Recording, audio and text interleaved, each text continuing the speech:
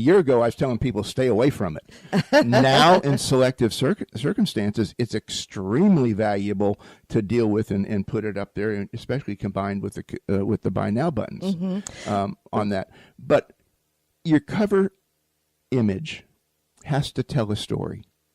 It has to convey a message. So when you're looking at it, at that portion of it, going back to where we were, you need to pick the image, even if you have to splice a number of images together. Okay, and you want it to capture people's imagination. You want them to be able to look at it, and putting all of that together. So when we know it, it's happening. It's like reading the book The Purple Cow. Another Seth Godin book. Another Seth Godin book, yes. Exactly. The Purple Cow is all about how do you stand out? Well, purple cows are pretty noticeable and pretty attention-getting because they're not the norm. We'll bring that into the profile picture. We talked about the cover being shot, that big billboard. Now you have your profile picture. And, that is your icon. That is following all of those postings that you're putting out there on social media for your page. So first of all, make sure it is a different picture than what you have on your personal profile. And it should be branding you somehow. Also, it can be your logo. It can be a picture of, you, again, in some format of your business so that it's recognizable and really, again, makes you stand out. Also, make sure you enable the messaging on your Facebook page so that people can private message you. It allows you to, for those people that don't really want to post on your page, you want to ask you a question in private, it allows them to do so, just like on your personal page if you have your message open. But the key on that is to make sure you are responsive on a timely manner, and that's important. So there are some items within your back office area on your Facebook page that you can actually set up to produce a message immediately if someone does put a private message out there, and because we're not living on these pages, we are doing other items as well, but you can be alerted that there is a message there, but they are alerted immediately that you're paying attention. Now, getting back to posting, how often should we post on our business page now? Well, it would be ideally if you could do it once a day. Okay. At different time frames, not all at the same time. But for most people, that's not a practical solution to deal with. So I would say at a minimum, 3 times a week at different times of the day. 3 times? 3 times. At a minimum. At a minimum. That's my bare minimum recommendation. Ideally, at least 5 times during the week. I mean, if your business, like say for real estate, is more active on the weekend, you need to know your service industry and who your target market is, of course. More on that target market here in a moment. But if you know that they're more active on the weekends, then you need to be posting on the weekends. Yeah, well, you mentioned real estate. That's when you need to do it. But one of the common mistakes I see in real estate is all people do is post their listings. Well, what does that do? We're talking about building a relationship. We're talking about the chicken or the egg, which comes first. Okay. Mm-hmm. In marketing, people need to know your message, but they also need to know you. Right. Because when you're especially in a small business, a micro business type of a thing, and I don't care if your micro business is doing $10,000 a year or if you're doing $10 million a year, if you just have a few people, you have to expose yourself to them. And I mean that in a good way. You have to let them inside your head where they understand your psychology of how you're working. So you really want to have a mixture. And I know on a previous show we talked about a formula that the 50, 30, and 20. And I'm going to just briefly mention that 50% of the content that you're posting on your social media, especially your business format page, has to be entertaining and interesting. 30% needs to be the informative and resourceful content, and then 20% more promotional. And yes, you can sell, but again, it's that art of unselling. And so when you're posting community information, especially with the real estate arena or service base, you're showing that you're very active in the community, that you're involved. Definitely show pictures of yourself. I know on our WCN interactive page last week, we were posting things. We've had some really active events happening, networking, as well as you being installed in the board, us receiving an award.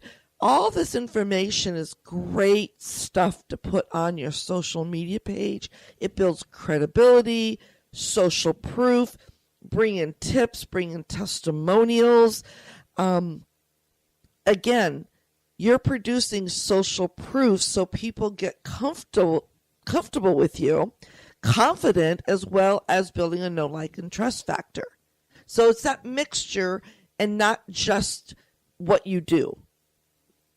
Absolutely. I mean, it is it, because the know, like, and trust factor is what drives business. Mm-hmm. Because one, if they don't know you, you don't stand a chance. So you have to stand out. You have to take a risk and put your thoughts, put your pictures, put your images up there. Yep. And that is the cool thing. You know, as you do that, over time, people get to know who you are. But if you don't, then you have to resort to some sort of paid promotion through Facebook, boosting a post, or Facebook ads. Okay. Yeah. You don't have a choice if you're not willing to do that. And, you know, we know which one Facebook likes. You know, they're a public corporation now. They have to report to Wall Street every quarter and turn in their financials. So they need to make money. And that's how they make money. Well, we as individuals and small business people and humongous corporations, you know, we need to drive revenue also. Mm-hmm. So it's okay to talk about it, but talk about it in a social sense. You know, it's building the expectation. It's like going out on a first date. Ooh, I like that. Okay, you meet somebody, and there's a little bit of interest. You know, kind of nice. You're kind of smiling at each other. You can have some nice conversations. Even communicate on social media a little bit. But at some point in time, one or the other of you have to muster up the courage to say, "Would you like to go out?" And it's the same thing on Facebook. Mm-hmm. At some point in time, you've got to get the courage to say, "Here I am. This is what I do, and would you like some?" It's no different. I like that. I like the sound of that. Well, when you're talking about the postings that you're putting on your Facebook page, one of the techniques that you can do, again, to bring notice to something that you really want to gain more attention from, is actually pin a post. And what that means is you're tagging that post to stay at the top of the stream of posts that you're putting on your timeline right there on your Facebook page. And again, that is the first post they're going to see when they scroll through your timeline, and it will stay there until you actually unpin it. And it's a great way to really, again, bring attention to something. Like those of you that are coming, we're Facebook Living. Again, come on over to the Social Radio Show page so that you can, connect with us here, as well as join in the conversation on our live feed. But you will see a pinned post of our February sponsor. And that post will stay there promoting him, Ian Kennedy and Fish Window Cleaning because they are one of our sponsors this month, actually our February sponsor. So we'll leave that pinned up there so it can bring attention to them. That's what we do for our sponsors. We want them to get the attention. Well, there was an interesting example because we had mentioned pinning a post earlier, but here we are using it as a way to promote people that help us. Yes. So you want to take that same psychology no matter what your business is. And if somebody gives you a compliment, if somebody gives you a recommendation, it's okay to pin it to the top. I mean, pinning it to the top is like bragging. Now, not everybody comes to your page, okay, but the people that do are going to see it.